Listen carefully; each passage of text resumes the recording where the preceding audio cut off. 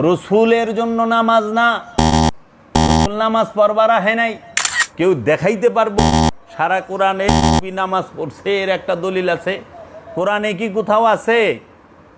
রসুল হজ করতে আসে নাই, রসুলের জন্য নামাজ না, রসুল নামাজ পড়বার আহে নাই। রসুল নামাজ শিক্ষা দিতেইছে, রসুল রোজা করতে আসে নাই, রসুল রোজা শিখাইতে আসছে। এই মূর্খর কথাটা শুনে মানে কি বলে তারা গালি দিমু, এই বিষয়টা আমার মুখতে হারাই গেছে। এর কথা কি হুজুর সাল্লাল্লাহু সাল্লাম নামাজ পড়তে আসে নাই, নামাজ শিখাইতে আসছে। আর মূর্খ কোনো একটা ব্যক্তি কোনো একটা জিনিস জানার পরে তো সে জিনিসটা শিক্ষা দেয়। টিচার শিক্ষক কে হয়? যখন সে ওই বিষয়টা করে আসে, ওইখান থেকে শিখিয়ে আসার পরে আপনাদেরকে ওই জিনিস শিক্ষা দেওয়ার জন্য আসে।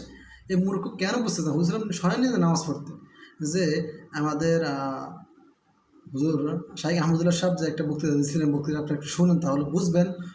মুহাম্মদ সাল্লাল্লাহু আলাইহি সাল্লাম মৃত্যুর আগ মুহূর্তে একা একা মসজিদে এসে সালাত আদায় করবেন সে শক্তি ছিল না। সহিহ বুখারীর হাদিস রয়েছে। দুর্বল হয়ে গেছেন, একেবারে জীবন সায়ান্নে যখন উপনীত তিনি, তখন দুজন সাহাবীকে ডাকলেন, আলী রাদিয়াল্লাহু তাআলা আনহু আরেক সাহাবীকে ডাকলেন, ডেকে দুজনের কাঁধে দুই হাত দিলেন, দুই হাত দিয়ে শরীরের ভারটা তাদের গায়ে ছেড়ে দিলেন। এরপরে পাও হেঁচড়াইতে হেঁচড়াইতে টানতে টানতে, আপনারা জানেন মদিনা মসজিদে নববীর যে জায়গায় তার কবর আছে, যেখানে তার হুজরা ছিল, ঘর ছিল, সেখান থেকে তার মিম্বর কয়েক হাতের জায়গা, এই জায়গাটা আসার মতো শক্তি ছিল না। তখনও দুজন সাহাবীর কাঁধে ভর করে পাওকে টানতে টানতে এসে, হেঁচড়াতে হেঁচড়াতে এসে, ইমামতি করার শক্তি নাই, আবু বকর রাদিয়াল্লাহু তাআলা ইমামতি করে তিনি পিছনে সালাত আদায় করেছেন। তার একিন আসে নাই। নাউজুবিল্লাহ, মৃত্যু মুখে পতিত, চলাচলের ক্ষমতা হারিয়ে ফেলছেন, নবী হওয়ার পরেও তার ইমান আসে নাই। আল্লাহ অনেক পীরের ইমান একিন এসে গেছে, যার কারণে আবুদ রব্বাকা হাত্তা ইয়াতিকাল ইয়াকিন, একিন এসে গেছে, এই জন্য তার আর ইবাদত এখন করা লাগে না। আজকে সমাজে প্রশ্ন করে মানুষ, নবী কি নামাজ পড়ে নাই? নবী নামাজ যে পড়ছে তার কোরআন একটা দলিল আছে? কেউ দেখাইতে পারবো সারা কোরআনে নবী নামাজ পড়ছে এর একটা দলিল আছে? কোরআনে কি কোথাও আছে যে ইয়া আইয়ুহান নবী আকিমুস সালাত ওয়া আতুজ যাকাত? আছে? নাই তো। কোরআনে আছে ইয়া আইয়ুহাল্লাযিনা আমানু আকিমুস সালাত ওয়া আতুজ যাকাত। কোরআনে তো এটা নাই, হে নবী সালাত কায়েম করেন, যাকাত আদায় করেন, হে রসুল সালাত কায়েম করেন, যাকাত আদায় করেন। এটা আছে সারা কোরআনে কোথাও? না। আছে কি ইয়া আইয়ুহাল্লাযিনা আমানু আকিমুস সালাত ওয়া আতুজ যাকাত, হে আমানু সালাত কায়েম করো, যাকাত আদায় করো। এই কোরআনে মুমিনের কথাটাও নাই যে মুমিন নামাজ পড়ো, যাকাত দাও। মানে ফাঁড়ারে নিয়ে কি কমু, মুখের মনসা করতে একটু গালি দিতারে, কিন্তু কিছু রেজিস্ট্রেশনের কারণে দিতে পারতেছি না। আপনারা নিজেরা গালি দিয়ে মনে মনে তো কমেন্ট বক্সে না, ঠিক আছে? মুমিনের লগে আল্লাহ থাকে, আমানুর লগে আল্লাহ থাকে না। মুমিনের লগে আল্লাহ থাকে আর আমানুর লগে শয়তান থাকে, আল্লাহ থাকে না। আর মুমিনের লগে কোনোদিন শয়তান থাকে না, আল্লাহ থাকে।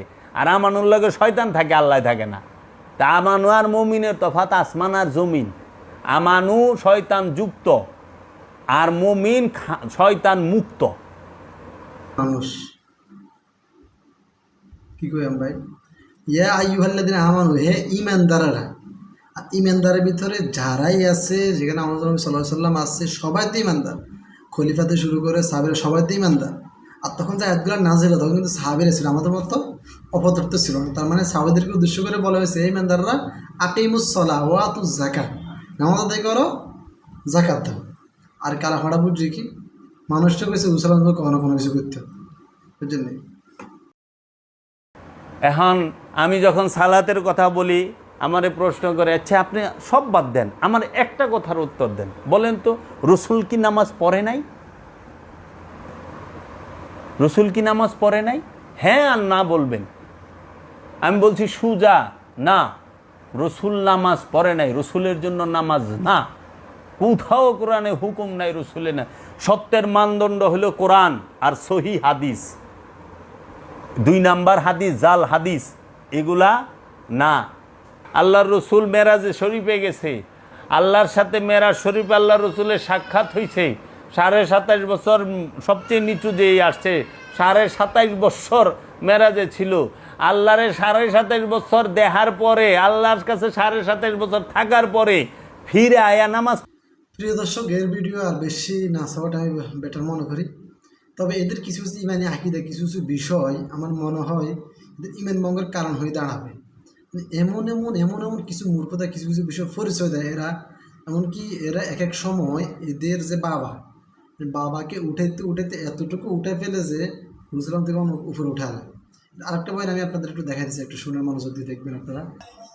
মাওলা আলী বলছে, আমি সেই আল্লাহর ইবাদত করি না যে আল্লাহকে আমি দেখি না। যে আল্লাহর হে দেখে না, হে আল্লাহর হে ইবাদত করে না। কার ইবাদত করা হচ্ছে? মূর্তির, মানে যাদেরকে হিন্দুরা যে মূর্তি পূজা করে, বৌদ্ধরা যে খ্রিস্টান যে মূর্তিগুলো মানে তাদেরকে ইয়ে করে। মানে এদের আকিদাগুলো এত বেশি সমস্যা যা আপনাদের কীভাবে বলবো ভাই।